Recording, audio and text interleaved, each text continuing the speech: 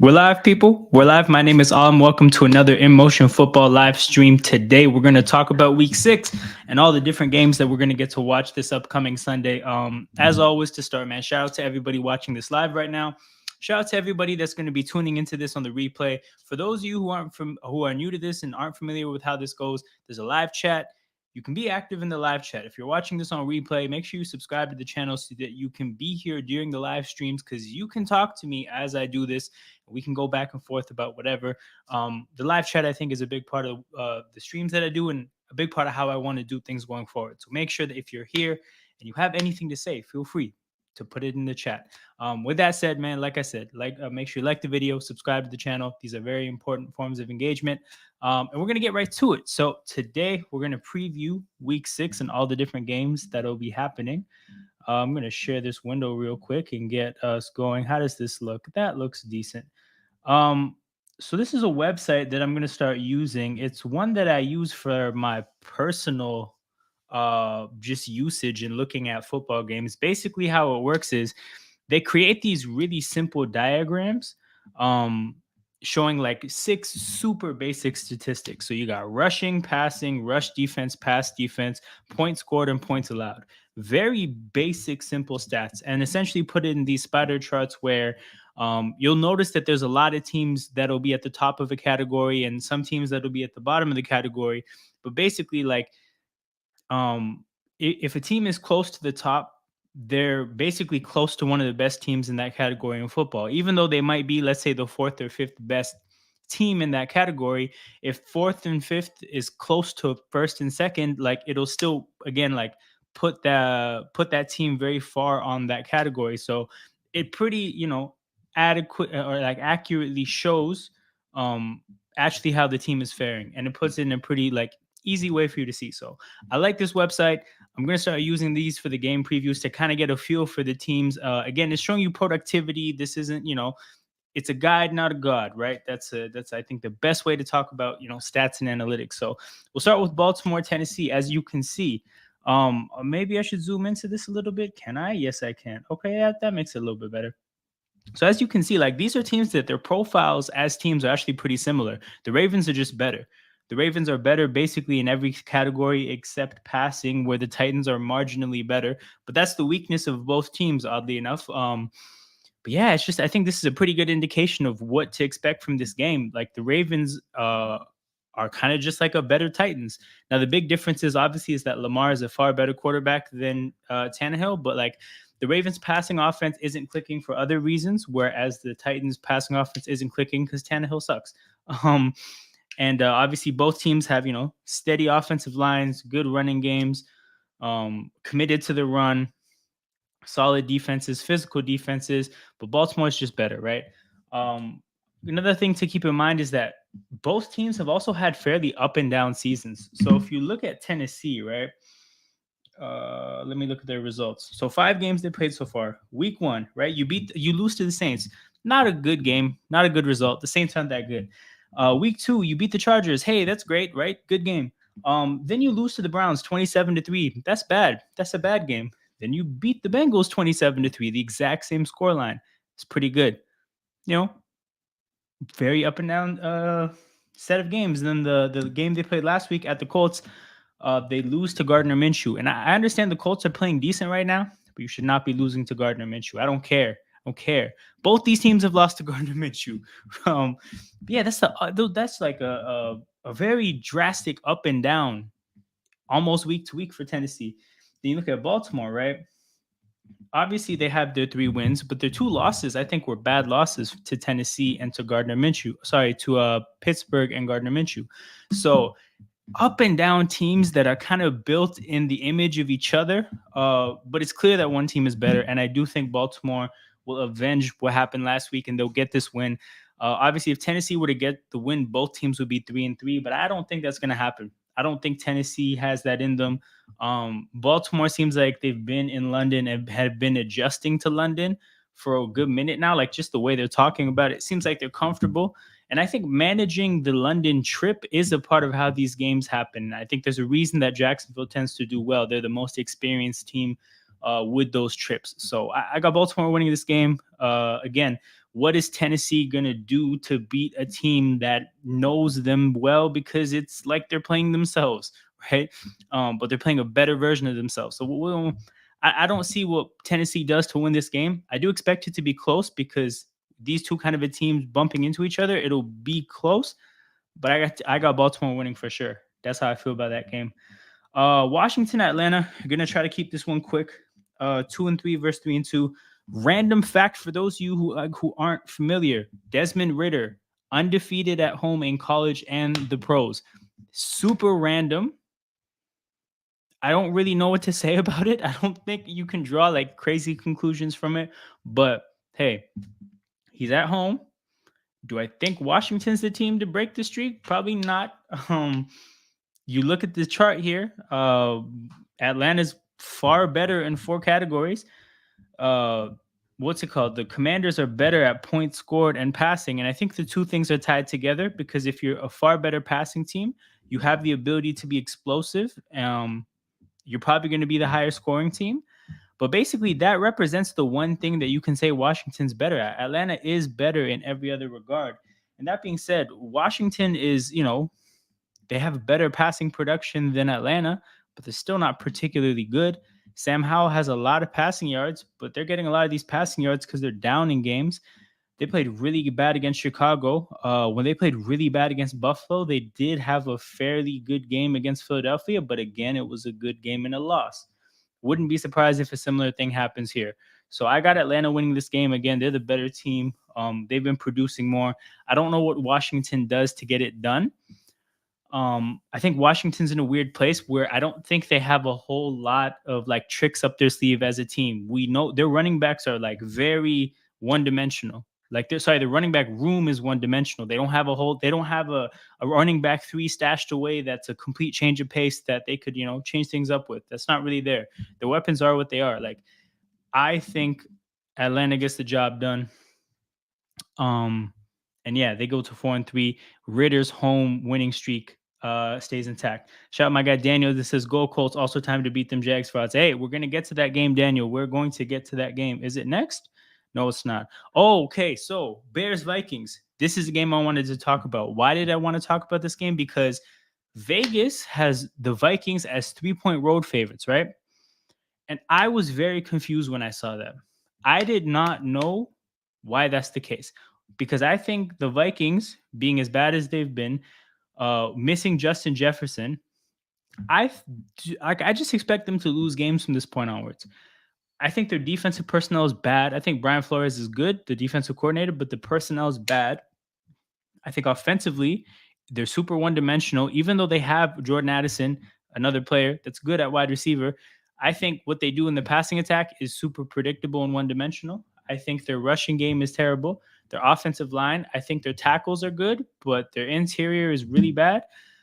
I don't necessarily think the Vikings are going to be winning too many more football games going forward. I wouldn't be surprised if Justin Jefferson gets shut down for the year. I wouldn't be surprised if Kirk Cousins gets traded. But this team being 3-point road favorites against the Bears team that just scored 40 points in prime time on Thursday Night Football against the Commanders was very surprising to me for a long time.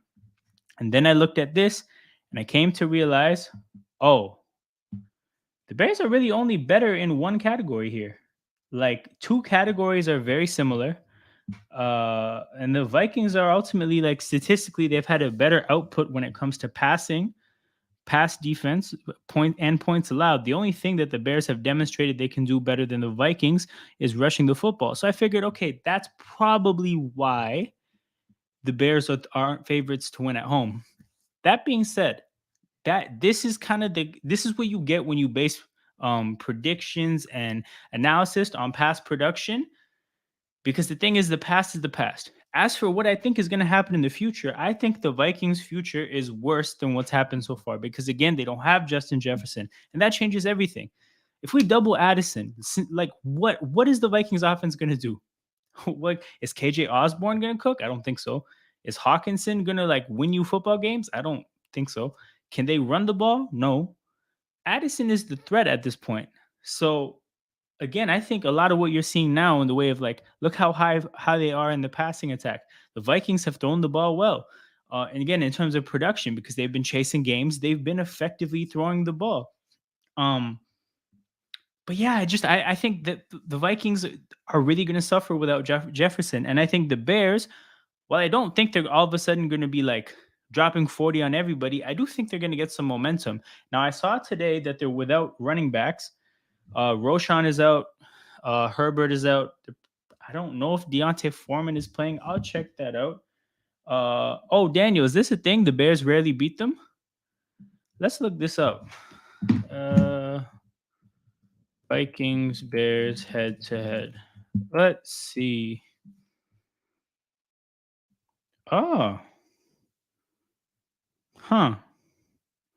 Wait a second. Yo, no, Daniel's right. The Bears have only won one of the last 6 games they played against Chicago. There you go. That's probably a part of it. That being said, let me check this running back situation real quick before I make my next points. What do we have here? Is Deontay Foreman playing? Yeah, he's playing. So Deontay Foreman is the back that the Bears have. Um, but yeah, considering all these things now, the fact that the Vikings have a very good record against the Bears don't have a running back. But I just feel so bad about what's going to happen in Minnesota going forward. So I got the Bears winning this game. I feel less good about it actually now that I'm actually processing the fact that the Bears don't have a running back and they tend to not do well against the Minnesota Vikings. But that being said, I just like it's not enough for me to pick Minnesota. I still have the Bears winning this game, 2 wins in a row. They're 2-4. We'll see what happens. Yeah, this is a good way to put it. This is definitely a good way to put it. But yeah, I can't take too much time on a matchup between 1 and 4 teams, man. I can't do it. Seattle, Cincinnati. Okay, people, this is my game of the week.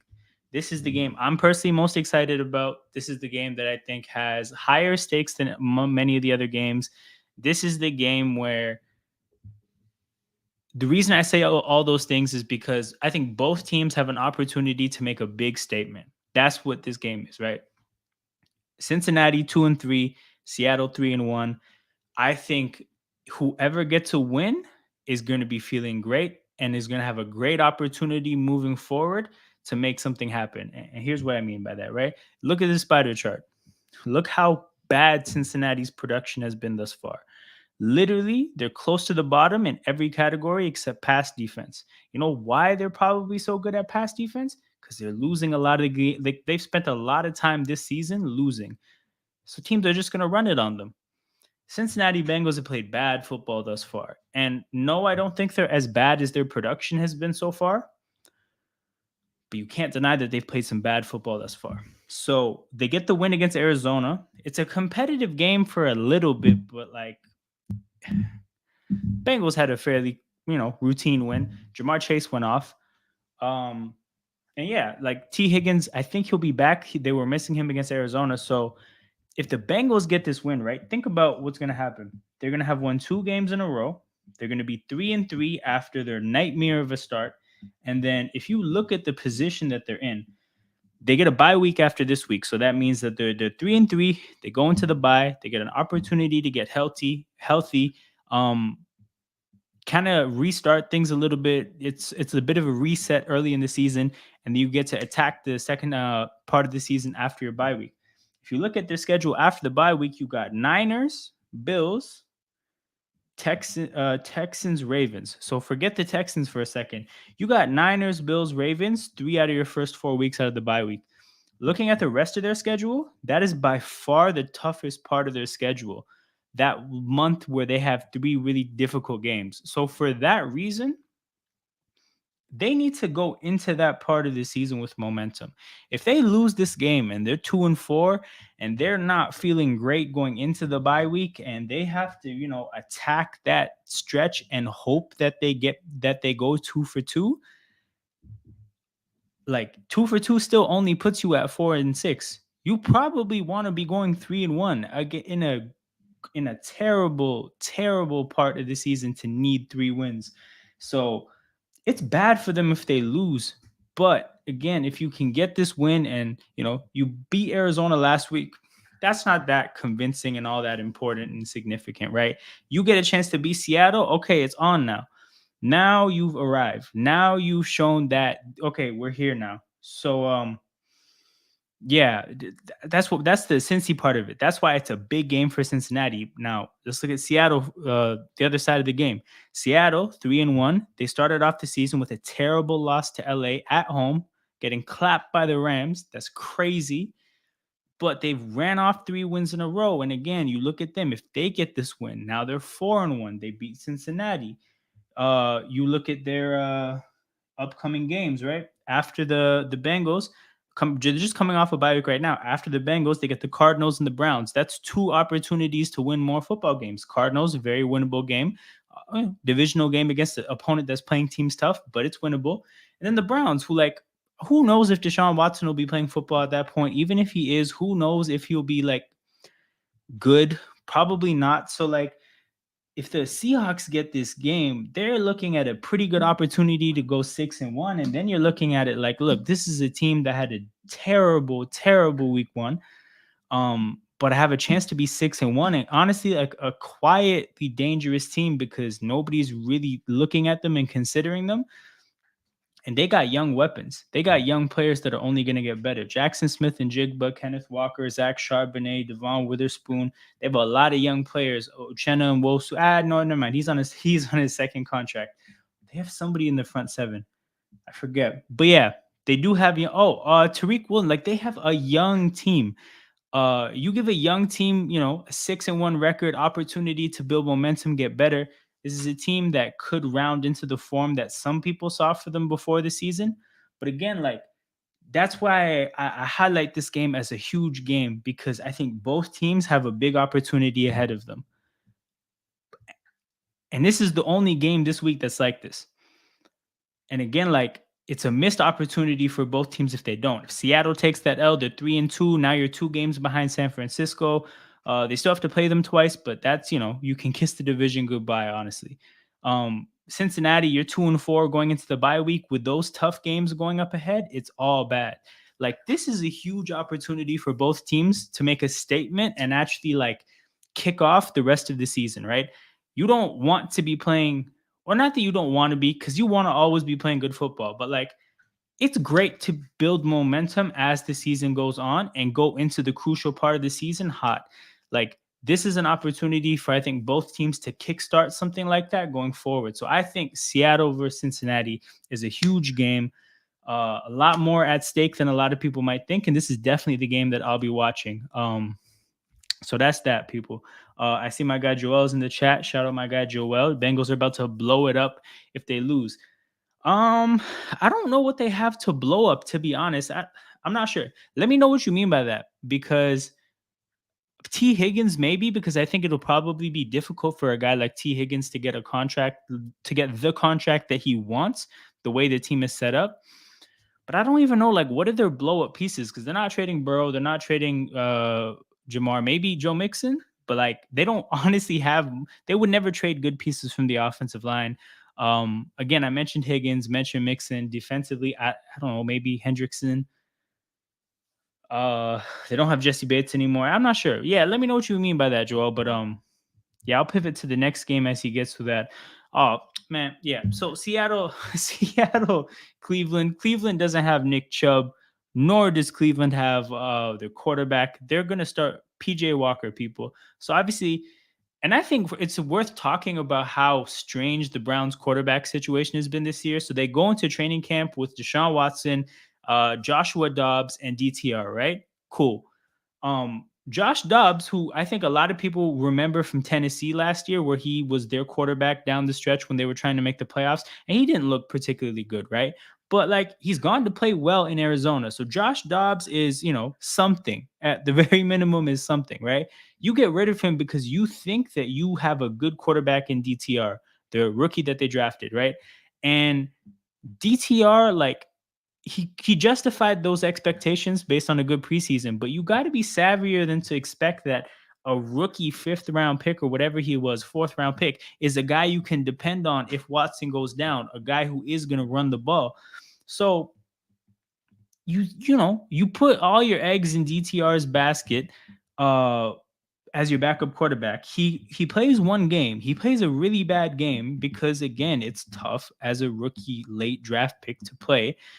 And now all of a sudden it's like, okay, that was a mistake. We're gonna sign PJ Walker off the street. And mind you, right? PJ Walker last year played some for Carolina, got benched, so was signed by the Bears to be their backup to Justin Fields, and got cut in favor of an undrafted rookie. So a later draft pick than DTR. The Bears looked at that player and said, that guy is better than PJ Walker. So we're going to cut PJ Walker a matter of months after signing him. So that's what happens. The Browns say, you know what? We have no faith in DTR. We're going to play the Niners. Let's play PJ Walker. So they're going to be playing PJ Walker at quarterback, Jerome Ford at running back, and they're going up against the Niners. Guys, as somebody who watches the odds carefully, while Vegas thought Deshaun Watson would be playing, the Niners were favorites by 4. The second the news got out there that he wasn't going to play, Niners by 10. That's how big the line swung. So this is this is done. The Niners are going to smoke Cleveland. And if you look at and this is the thing too, this is the shitty part about Cleveland's season is because we should have got a chance to see what a healthy Cleveland looks like. Because look at their production. They're damn near good in every category. Again, in terms of production, this is what these charts are. They've produced in every metric. Their worst metric is pass defense. But it's even above average. Yo, that team can do a lot, especially with Nick Chubb. You have an offensive line, you have a running game, you have the ability to make, things easy on your passing game, and you have a defense. You have a good football team, and that's what Cleveland had. But Nick Chubb going down really messed that up, and now Deshaun Watson going down. I mean, it's all bad. It's all bad. And Njoku burnt his face. That's crazy. Things are all bad in Cleveland. So yeah, it's not much to say here, man. Niners are gonna wash this team. T. Higgins, Boyd, Mixon. Okay, yeah. So I talked about Higgins and I talked about Mixon. Boyd, yeah, you're right. Boyd is definitely a candidate. I totally forgot about him. Yeah, it'd be interesting. They could trade those guys. I actually think Boyd and Mixon would be very, very likely trade candidates if things go bad for Cincy. If they'd get 2 more L's before the trade deadline, that makes a lot of sense. Niners look way better than last year. They're playing at a very high level, man. They're playing at a very, very high level. As an Eagles fan, I cannot hate on what they have going on. But yo, they got to see us week 13, December 3rd. They got to see us. They got to come to Philly, and we're gonna see. We're gonna see when the two teams match up against each other. So yeah, on to the man, what is there to say? Look at this. Look at this. So people, again, I brought this up earlier when I was talking about Cincinnati. When you see when you see this kind of a chart, right? A team that's bad at everything, but then good at pass defense. Again, this is about production. This is about what the teams have produced. If the Carolina Panthers have produced bad everything but a good pass defense, people, what that means is that means teams are running the football on them because they're up on them a lot. And that's the story of the Panthers. The Panthers are a very bad football team. Consequently, the Dolphins' production, right? This is actually skewed because this part is skewed by the fact that they dropped 70 on somebody. And then this part is skewed by the fact that they caught 48 by somebody or from somebody. And they got 20 points scored on them when they scored 70.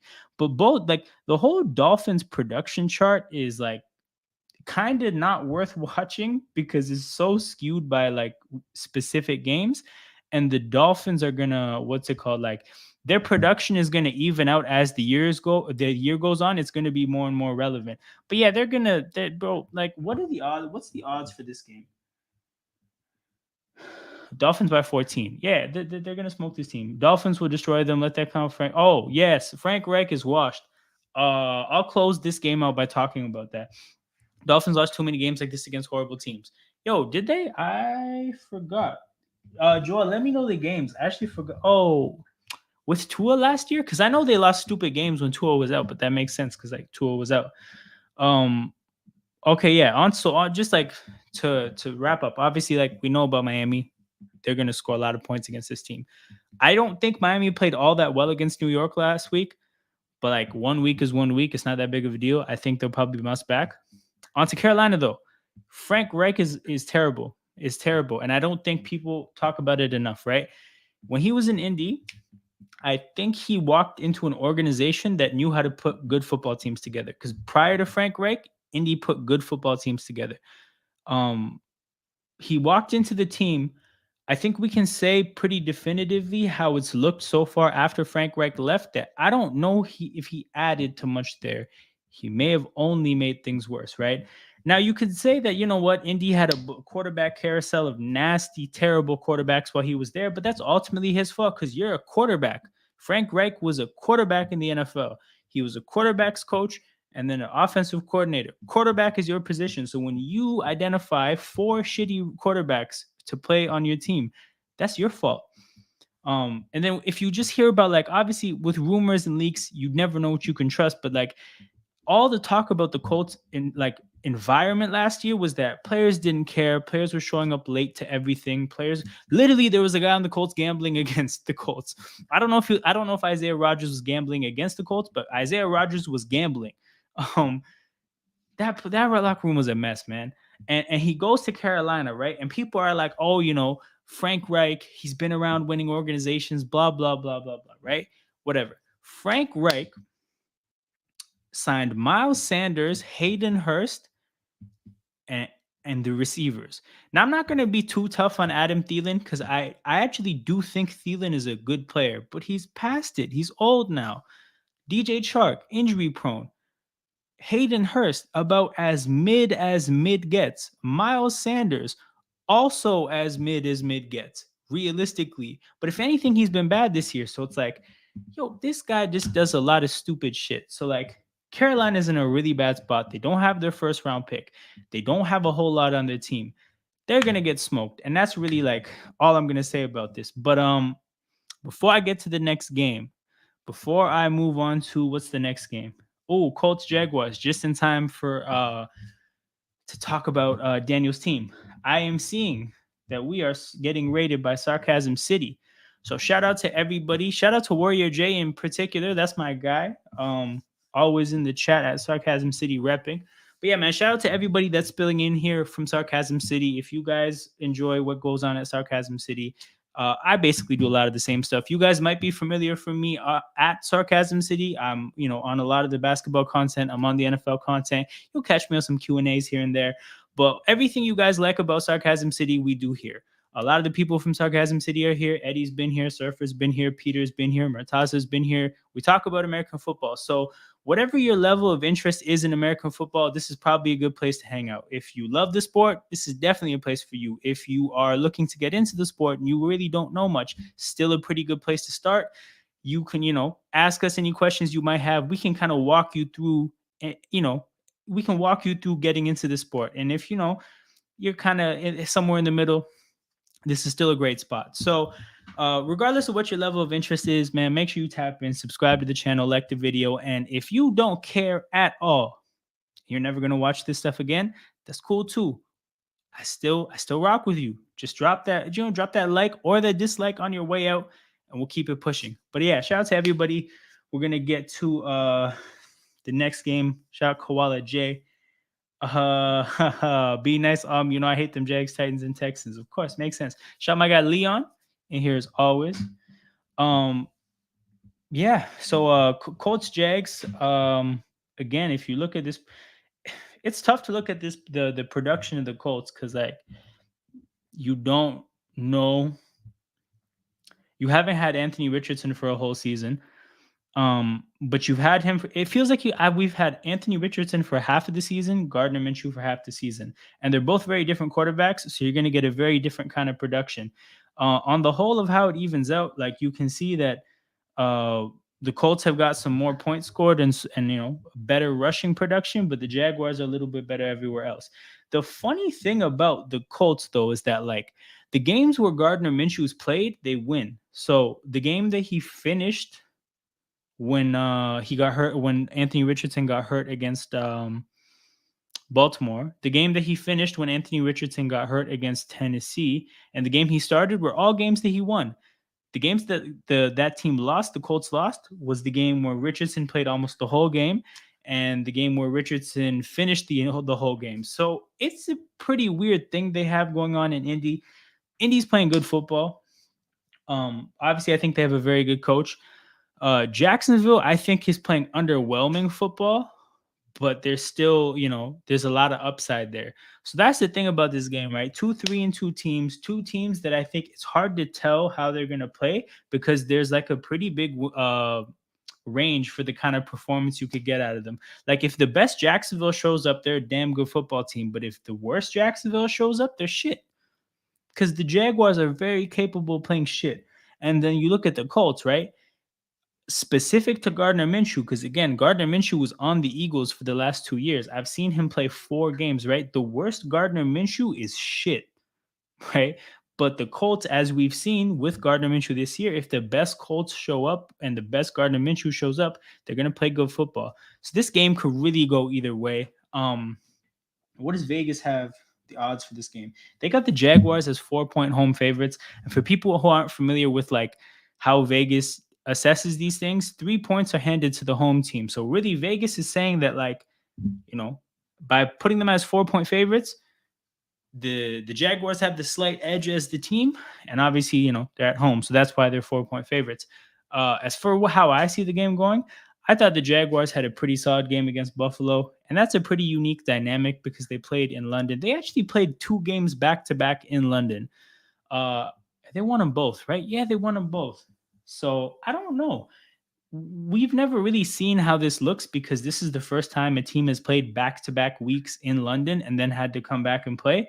A lot of the times teams play in London, they take a bye week right after. The Jaguars, play 2 games back to back and aren't getting a bye week. So I don't know. Like a big part of this matchup is like you've heard me talk about other games and like I feel pretty confident about what I think is going to happen, or I feel confident about what you can kind of piece together about both teams. Only thing I'm confident in is that there's a lot of uncertainty in a lot of places for this game. So I'm going to take Jacksonville because they're at home, because they've won 2 games in a row. But again, like Gardner Minshew hasn't lost a game yet. So I don't know. I don't know. Again, this is a game with a lot of variance, but I'm taking Jacksonville. I'm not going to like go too crazy about trying to give specific predictions about things and like, get too narrow with this game. Again, this is just like a big variance game for me. So we'll see what happens, but I'm taking Jacksonville. They're rolling a little bit. Saints Texans, boy. Man, this game's going to be rough. I think this is going to be an ugly football game. I don't think this one is worth watching. The production shows that basically the Texans have the more explosive offense because they get more points and they get more passing by far. Obviously, they don't get as much rushing, but they've had a backup offensive line play thus far. But the Saints defense is better as a whole. So I don't know how many offensive linemen the Texans are getting back. Let me see. Kenyon Green is still out. Juice Scruggs is still out. It looks like they got Laramie Tunsil back. I'm taking the Texans to win this game. I'm taking the Texans to win this game. Again, like look at the production, right? That is factoring in that the Texans have not had an offensive line thus far, and they've still played well. If they have an offensive line, they're probably better in every category. So you're looking at a game where one team has the better offense, clearly, the other team has the better defense, clearly. I think the Saints are they're kind of a scrubby team, man.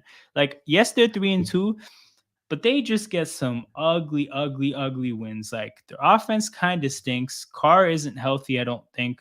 Their defense is solid.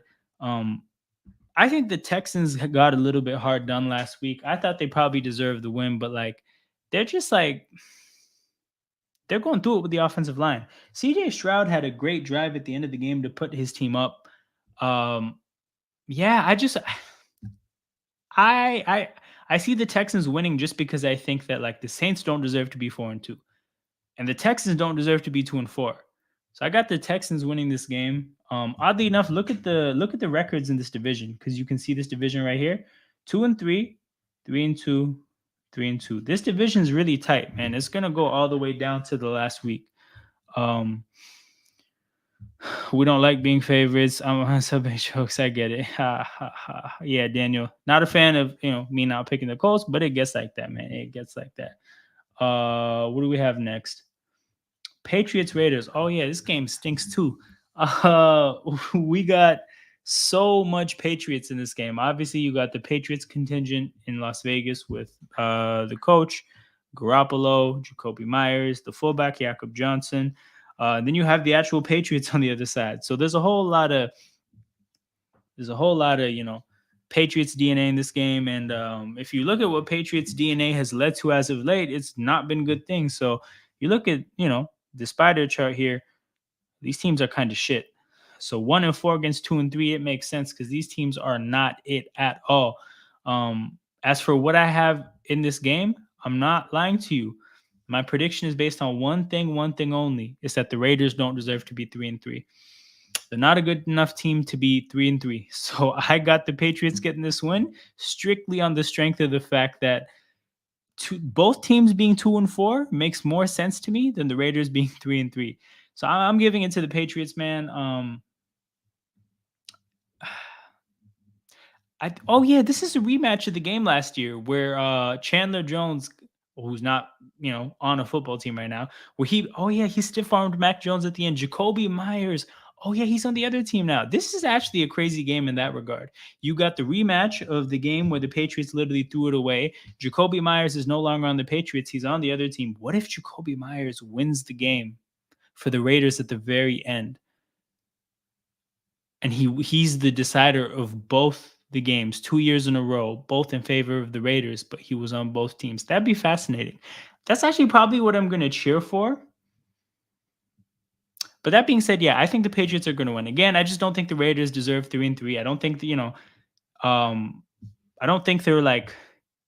don't think they're far better than the Patriots, and that's what the production shows you. Like, they're marginally better at passing, marginally better at points allowed, basically the same as the same in pass defense, the same in points scored. The Patriots are slightly better in rush defense and rushing. Like, these teams are in the same ballpark. So why would seeing one team be 3-3 and one team be 1-5? Nah, they deserve to be in the same ballpark. So I got the Patriots winning this game. My guy Leon gets a win. Patriots fans deserve the worst ungrateful bunch. Yo, this is what it is. When you win for that long, it's hard to take losing. It just is what it is. But yeah, we're gonna move on again. Not trying to spend too much time on shit games. We got a decent one here. 1-4 versus 2-3 doesn't seem great, but man, these teams are both well coached and they both just play good sound football. As you can see with the Cardinals, pretty dog shit aside from points scored and rushing, but I think they're not that bad in points scored because they're pretty efficient. Like, they tend to get touchdowns. I don't think they get a whole lot of field goals, and they can run the ball. But that being said, they don't have their starting running back. James Conner is out for 4 weeks minimum. That's rough. So when your best thing you do as a football team is compromised by the fact that your best talent in that part of the game is out, it's all bad. So definitely got the Rams winning this. I got the Rams winning this one easily. Vegas has them at 7-point favorites. And I think that's fair. I think that's definitely fair. I thought they played pretty decent against the Eagles. Oh, also, another thing to factor. They're here in passing with Cooper Kupp only having played one game. So points scored, passing, that's going up, up, up. So yeah, Rams get this one pretty easily, I think. It's in LA too. I don't know if Cardinals have fans like that. I don't know if the Cardinals can turn that to a home game, but Rams got this one easily. Eagles, Jets, shit. look how differing these charts are. Boy, the Jets are really bad in rush defense. I didn't know they're that bad at rush defense. Obviously, I thought they'd be better at this. No, I mean, it's been rough for them this year. So decent, respectable pass defense, respectable in points allowed, respectable at running. Dog shit at points scored, dog shit at passing, dog shit at rush defense. That's a bad recipe going up against the Eagles, man. If we're going to be able to run the ball against them and they're not going to be able to pass on us, Breece Hall cannot beat us. Yeah, I'll be real. This game to me is more about the Eagles against MetLife Turf. That's what this game is about for me. I'm not stressed about the Jets at all. Now, the Eagles are going to not have Jalen Carter or Darius Slay, But I think that's more about like just having them healthy against the Dolphins next week.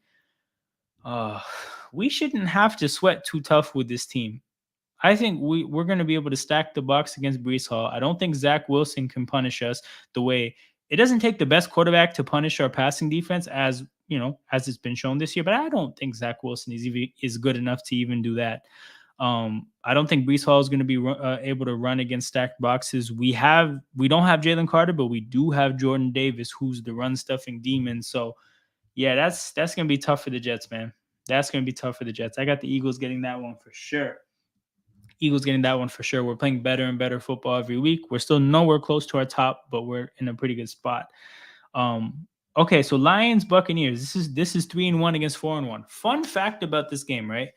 If you notice, the game is at 4:25. This game was originally scheduled at 1 p.m., but the NFL has a new policy that allows them to flex games from 1 to 4, even just 2 weeks before the game. When they think that they can balance out the schedule and showcase a team or two teams at 4 o'clock, and they chose to do that this week with Detroit and Tampa Bay. So look at how crazy of a season it's been, man. These are two teams that have two of the better records in the NFC, and they're getting a showcase opportunity. As for how the game is gonna go, as you see here, like the Lions are just a far more productive team. They've produced at a much higher rate.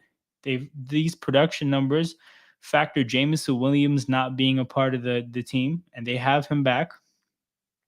Yeah, I think the Lions are going to get this W. I think the Buccaneers have benefited from having a decent schedule. I think they're a respectable team as a whole.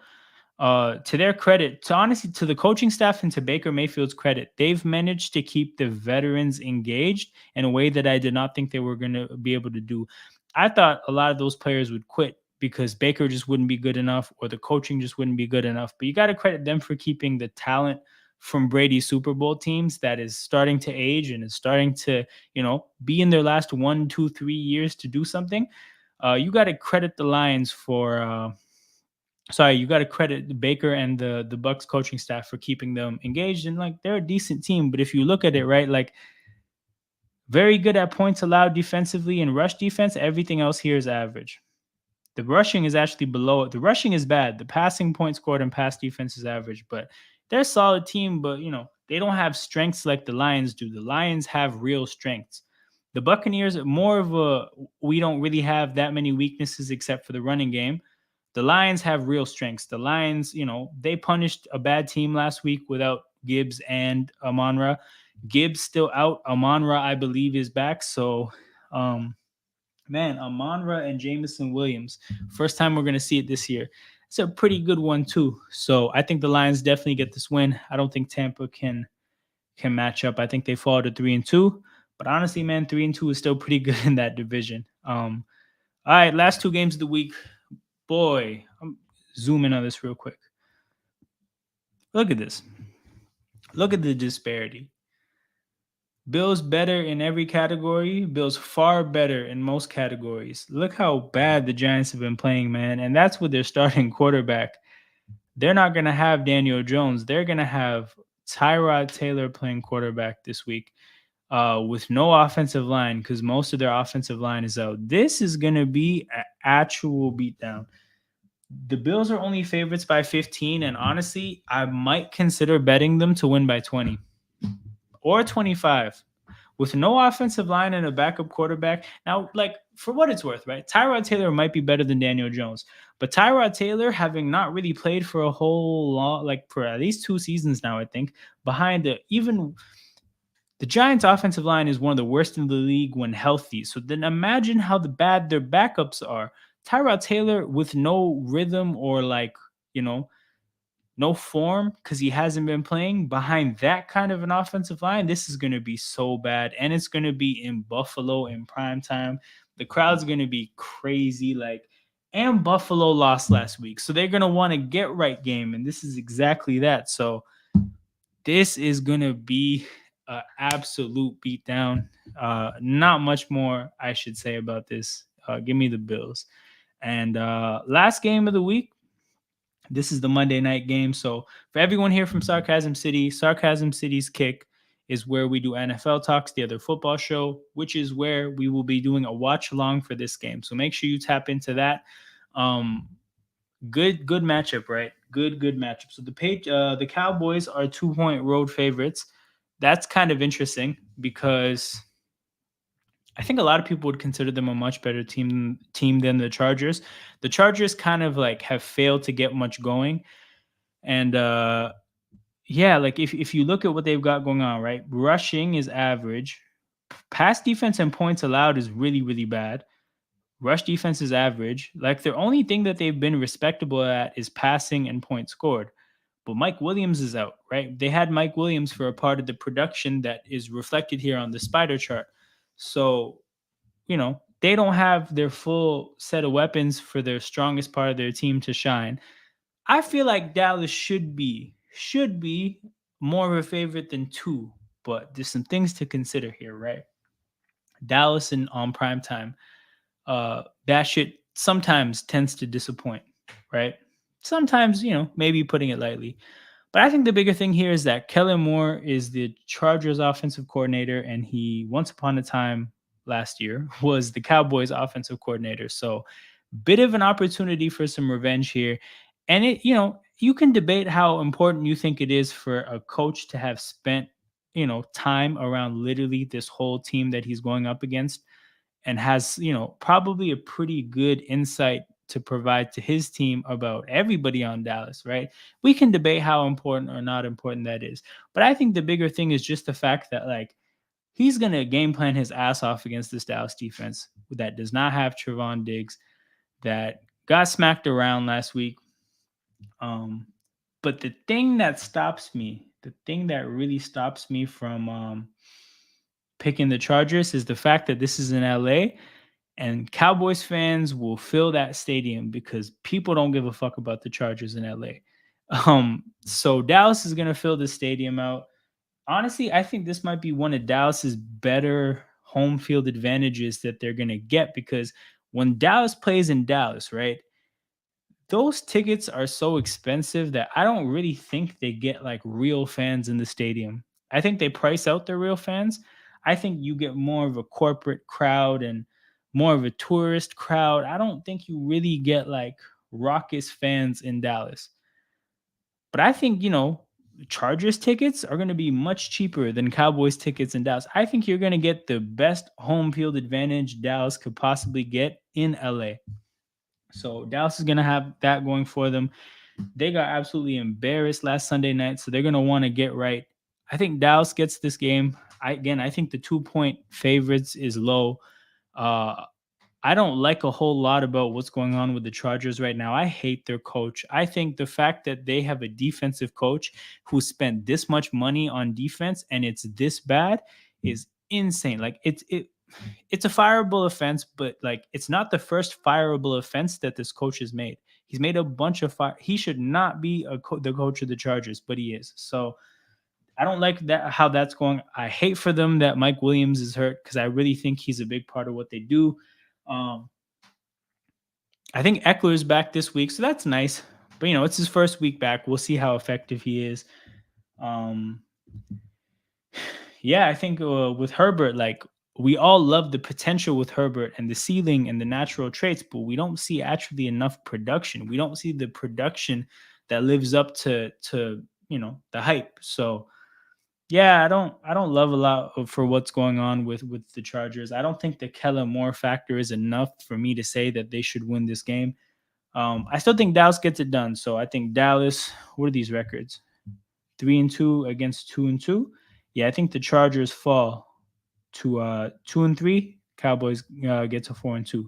So that's the end of the stream, people. This is exclusively a preview stream. So we talked about the games. If you joined halfway or you joined at some point during the stream, go back and watch the first part of it.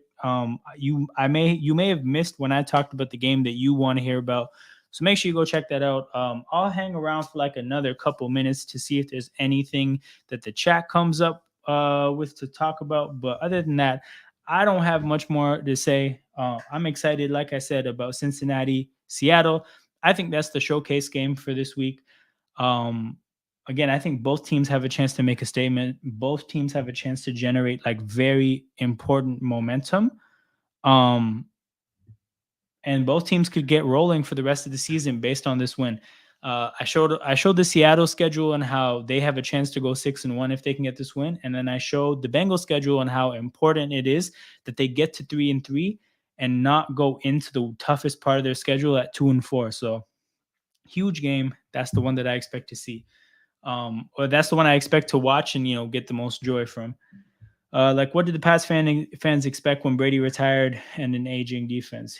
Yeah. The Pats weren't set up for long term success, and it didn't happen. Ultimately, like, just is what it is. But we'll see, man. They're in a fascinating place. It's going to be really interesting to see what happens with the coaching staff and the personnel this offseason and how they continue to move forward. Because I don't think Belichick is actually, not talking about legacy and what anything. I just don't think he's suited right now to be the head coach and the GM right now in this era of football. Um, the way things are going, or like the way he's made decisions thus far. If he's willing to evolve, sure. Because again, clearly he's a very smart guy and clearly he knows football at a very high level. But he can't be married to outdated ideas because that's the thing about sports in general, but in football particular, is that at the highest level, the sports continue to evolve. There continue to be new tactics, new schemes, new ideas, things advance, right? Somebody comes up with an idea to as a solution to a problem, and now that problem doesn't exist anymore. It's an advancement of the game. As the game advances, you have to take stock of what you do and how it fits within the advancements of the game. Is what I'm doing well suited for the place the game is headed, or is what I'm doing not well suited? Am I ahead of the game, or am I about to be outdated? You have to take stock of these things. I think if Belichick was a little bit more, if he leaned into like growing with how football is changing, things would be fine. But I don't think he is. When you see a guy, handing contracts to Devontae Parker and Juju Smith-Schuster, sir, what do you think football is now? Like, look at Miami's receiving core. Look at Cincinnati's receiving core. Look at the Eagles' receiving core. But like, where do you see people putting receiving cores together with those profiles? Um, this guy has put together one of the least explosive offenses I've ever seen in the era of explosive offenses. Like, you got to evolve with the times, and I don't think he has. So, yeah, the Patriots are in an interesting place. We'll see what their game plan is as an organization moving forward. I don't think they would ever fire him, but I don't know if Bill would retire before getting that record. So we'll see what happens. Like I said, though, people, this is it for this stream. I will be streaming again on Sunday. Now, for those of you who are familiar with the channel, my routine is I stream during the Sunday night football game because it's a great opportunity to talk about the whole of Sunday's football and then do a watch along for the last game of the week. I will not be doing the Sunday night game because Bills Giants is way too shitty. That is way too bad of a football game to do. So I will be doing a live stream during the 4 o'clock games this weekend. So I'll be watching Eagles Jets. If anybody here on the stream is watching another game, they'll be, talking about that game. If the chat prompts me the things that are going on in other games that are interesting, I might turn to some other games. I'll be watching Twitter and Reddit and whatnot and keeping track of what's going on in the game. And this will be a bit of a trial run for potentially doing like a stream for the whole of Sunday's games and like watching all the football together. The 1 o'clock games, the 4 o'clock games. So we'll see how it is to stream during multiple games. But that's what I'm doing this week, people. The stream will be for the second set of games during the Eagles Jets game. That's when I'll be streaming. If there's enough compelling conversation, we can go after the game. Depending on what we have to talk about. But there will be no Sunday night football stream. It will be what is that? A Sunday afternoon, early evening, football stream, and that's what we're going to be doing. Leon says, I believe the offense is a bit outdated, but has and has an outdated prototypical QB. Yeah, 100%. It's not even just about whether your quarterback can run and give you running yards. It's about, can your quarterback run and force a defense to commit to stopping a running quarterback and then give themselves easier, opportunities to throw the ball. Like running quarterbacks are more than just guys that provide rushing yards. They make it easier to create a passing attack. That's why Mahomes is so dangerous, right? He's the best example of it. But every modern quarterback exerts some type of pressure on a defense to respect them as a runner.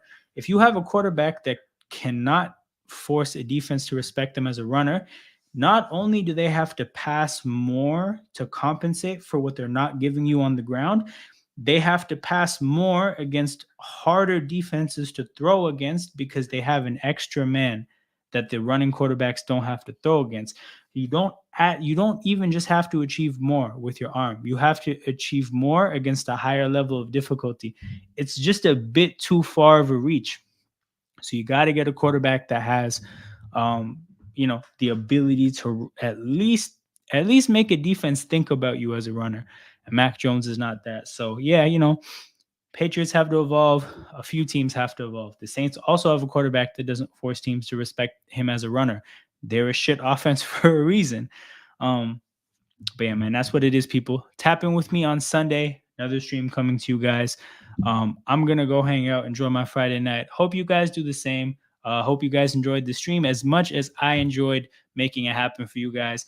On your way out, make sure you hit that like button. Make sure you subscribe to the channel. And yeah, stay tapped in because there's a lot more content on the way. Peace, people.